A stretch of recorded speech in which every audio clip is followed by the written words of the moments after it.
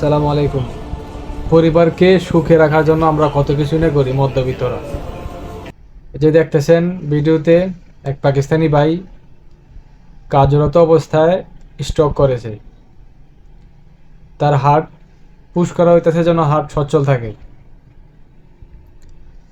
পরিবারের জন্য অনেক স্যাক্রিফাইস করে থাকি আমরা, বহুত এফর্ট দিয়ে থাকি।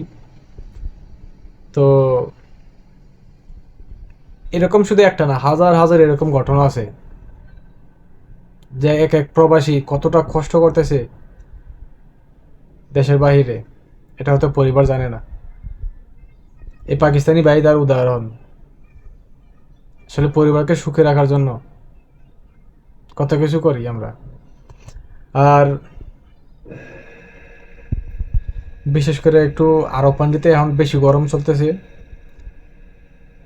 যারা প্রবাসে আছেন আরব কান্ট্রিতে একটু সাবধানে কাজ করবেন, সতর্কতার সাথে। আপনি ভালো থাকলে আপনার পরিবার ভালো থাকবে।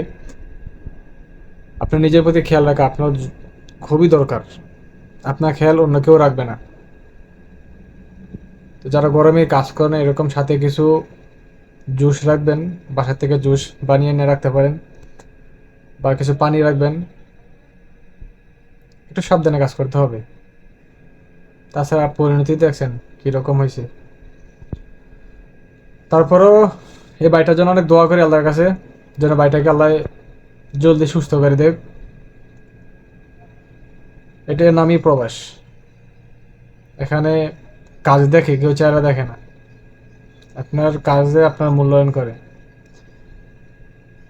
আপনি বাড়িতে টাকা বাড়াতে পারবেন, আপনি ভালো থাকবেন। বাড়িতে টাকা বাড়াতে পারবেন না, কাজ আছে কিনা নাই এটা পরিবার বুঝতো না। আসলে দুনিয়াটা অনেক স্বার্থপর, টাকা ছাড়া কেউ কথা বলে না। বিশেষ করে প্রবাসীদের ক্ষেত্রে এটা একটু অনেক বেশি।